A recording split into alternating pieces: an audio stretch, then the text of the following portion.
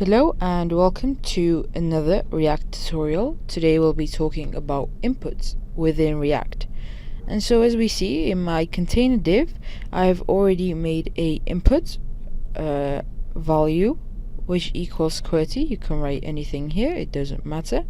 And then I've written my onChange event, and then we have an arrow function here with this variable value which will equal our input. So when input is changed, so let's say there's something else written, we'll get the value of that changed input. Now if we go to React, we'll see our input with our QWERTY. However, if we actually try to type something in, we're going to get an error which says cannot set property value of undefined. So we have an undefined value, and you can see the errors right here. So to actually get rid of this error, we just need to write this in a more correct way. And the correct way is to have inputs, whatever is written in inputs, the value of whatever is written in input be saved in states. So what we're going to do is we're going to create a constructor, just like so. And let's change our value to a default value, let's say, and it will be this dot state dot imp. And then after every change, let's change input value, which is our imp variables value. And what we do is we write a this set state brackets curly braces imp.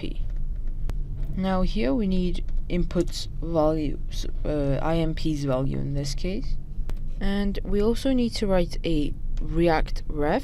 So it's a way of sort of grabbing values from elements, and one way is to use refs. Ref basically does the same thing as get document by ID. What ID does, that's what it essentially is. We can put any variable we like, so I'll just put a var, and for our imp we'll put the value as this props.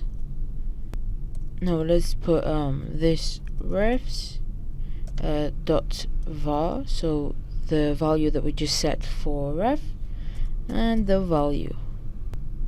And this hello type your text here is basically the default value for our imp. Now let's put this code inside of a function. So let me just cut it out. We'll put it in a change function, which will be an arrow function. So const change, and it will equal brackets arrow function, and we open it up, and when we open it up we put our code in, and let's try this out. Yeah, as we see, we had our default. We can change the value, and if we make a console log code here, we put our this state value input, which is imp right here.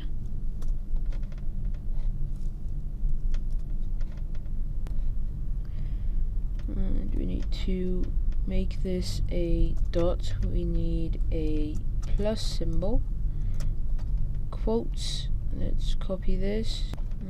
We need single quotes. It doesn't really matter, but let's have single quotes. And if we duplicate, we change state imp to var refs.var value, we'll see right here that every time we change anything, we get it in our console log. So if I type something else, here you go, you see it works fine, and we have it in our console log. Now to continue, let's get rid of those console logs. Let's try something else. Let's go ahead and type in gender. First one, let's do male, and then we're gonna make an input type, which will be a radio input type, and then the name of it will just be gender. Here we are. Let's duplicate it. We're gonna put female. We don't need this. Get rid of the male. And it's just gonna be the same thing. Now let's also make our state gender variable. So we're gonna put gender, and let's put M. And in case of onChange, let's make an arrow function. And so curly brace, brackets, our arrow function, and a this. And we need to write set state. And inside we need to put gender, and our value of gender, let me go here. Alright, our value of gender will be M. Now let's check our gender state. So let's put dot gender, this state gender, and we're gonna put an F. By the way, we also need the onChange this set state for female as well. Just change it to F. And let's put this same thing for our male as well. Just change the F to M. To continue, what I've done is I've changed the color of my WebStorm software, just so it can be better seen by you, and you'll understand my code a little bit better. As it was smaller before, you might have not seen some of the important details like semicolons or whatnot. And what we're gonna do is we can easily get rid of these curly braces next to our this, and as you see, we also have it on the same line as onChange, and it works perfectly fine. And it looks a little like our if and else statements, if you remember. After our inputs, let's go ahead and get this dot state dot gender displayed. Now let's look at our React. We have our radio buttons working, and if we click on female, it brings an F. If we click on male, we get an M. And also this right here. And instead of putting this, we can put I don't know, an image or just any other content that we'd like. It doesn't exactly have to be this. And to continue, let's talk about forms. Let's say we have our form tag, and inside it we have an input.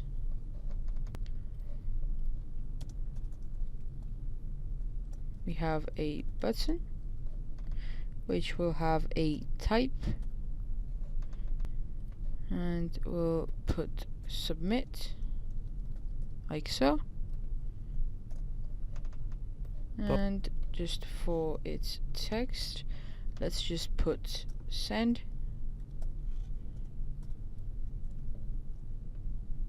and we close button.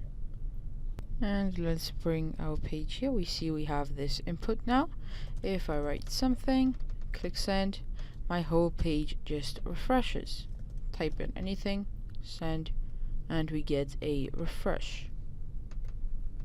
In form, we're gonna give it a on submit, let's call it attribute, and then we're gonna write, let's get rid of these quotes, we're going to write this handle and submit like so. So handle submit is basically the function that you pass to the on change or any other on prop. You either have to pass handle submit or on submit. Handle submit is a way of handling forms, as we put it in our form tag. It's sort of like a simple JavaScript function. So we're going to write handle submit, our bracket, curly braces. As an argument, it will have event, and it will have some sort of a message, so form has been submitted through our console log. However, if we actually try, and if we want to see something in console log, it will not work, as what we've done is that when we click send, our page just refreshes. To prevent this happening, we're going to use event.prevent default, like so. Let's try it out.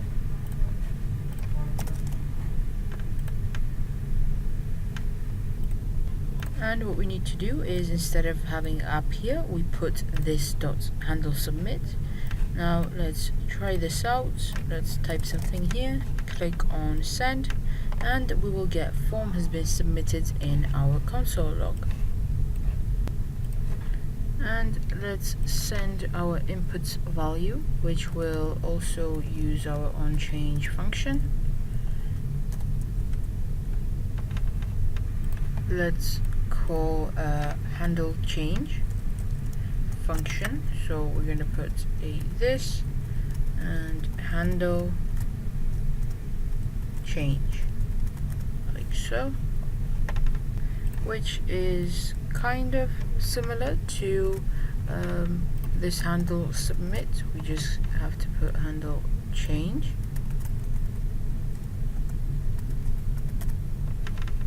This is basically for handling multiple forms in React. In its argument, we can write anything, for example an E, and let's say we'll get this E's target value, and we need to put this in brackets like so, console log, and we need to delete this part. Besides this, we'll also make a new variable for our state, and let's just call it text input for now, and we'll just leave it empty. So just put quotation marks like so, and when our handle change starts working, we'll make a this dot set state, and through this we'll change our text input, and we'll put our target value like so, and then we'll put some text right here in input. There is, let's just put there is, and then we put a plus symbol,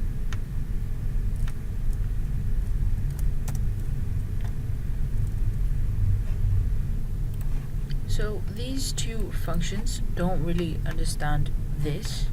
In Constructor, we've already sort of made it realize this with bind, and we should do that down here as well. So with handle change, we'll write bind, and in brackets we'll put this, and let's try it out. As we see, works perfectly fine. And bind is basically self-explanatory. It has the same meaning as the word itself. It basically binds together. So in this case, our this. So to talk about bind in coding or programming words, it basically creates a new function that will have our this set to the first parameter passed to bind. And you can also add some extra parameters after the first this parameter, and bind will pass in those values to the original function. And any additional parameters you later pass to the bound function will be passed in after the bound parameters. Now we can go ahead and create a new folder called components, and then make a file called myc1.js. We're going to be talking a little bit more about inputs. Now when you enter your new JS file, go ahead and click parse Alt F12, and you'll get this terminal box. And what we're going to do is, as you can see, we're in our project R4 folder.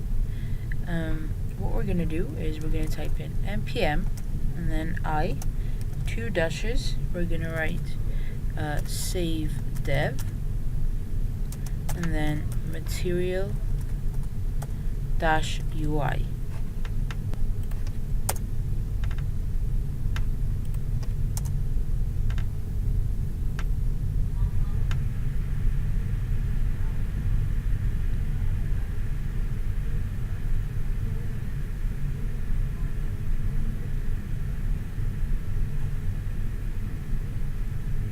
Now we wait a little, and we get our material UI.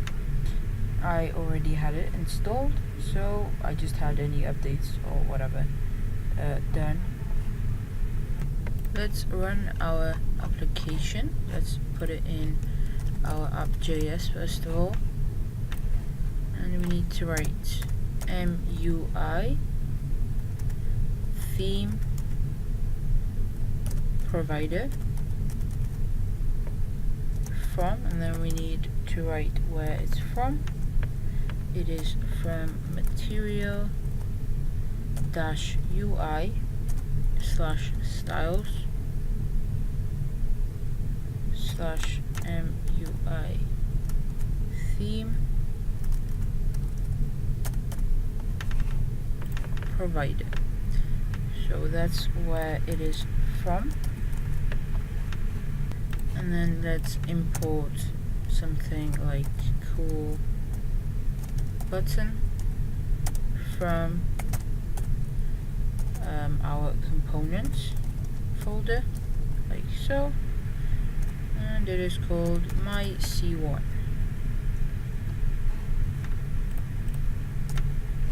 And then in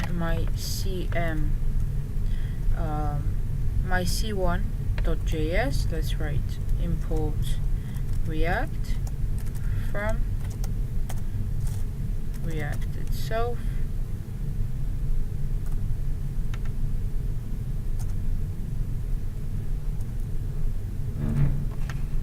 and then we're going to also import raised button, and let's make the first letters capitals like so. So raised button, and this is going to be from our material UI. Then let's make a const, and we'll make a component, so our cool button, and we'll do it through arrow function.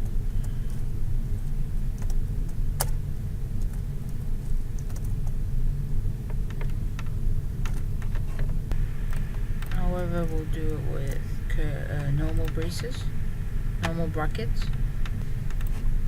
Here we just need to write raised button, and then we'll write label, make it default,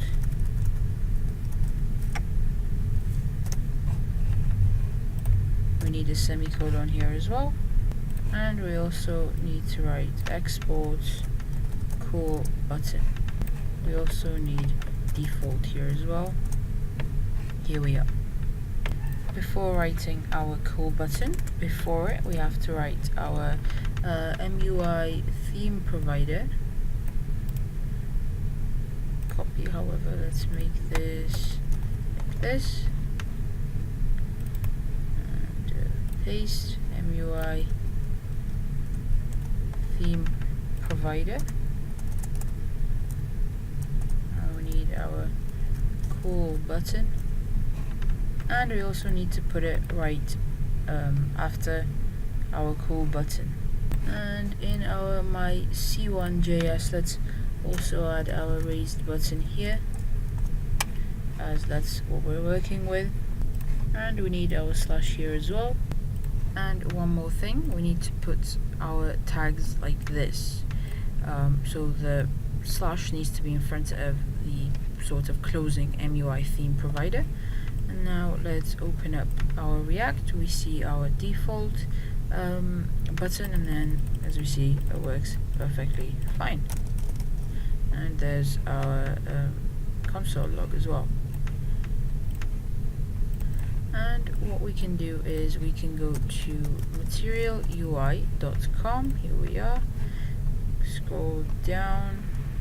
This is their website, and we can go to their menu, go to component demos, and we can place any of these in our file. For example, let's try our autocomplete.